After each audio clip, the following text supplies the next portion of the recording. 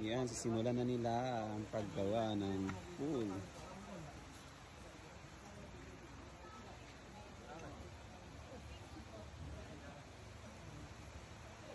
Ay, kaning bato dito ni siya.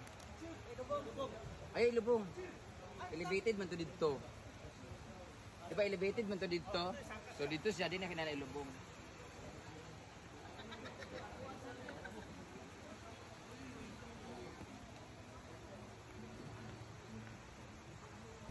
First day development.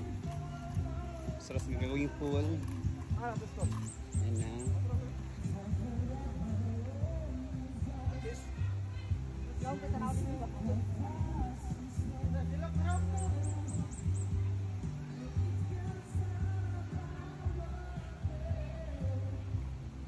Yan.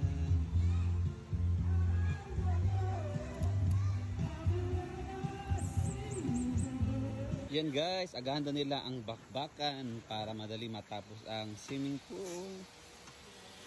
Yan. Yan na sila.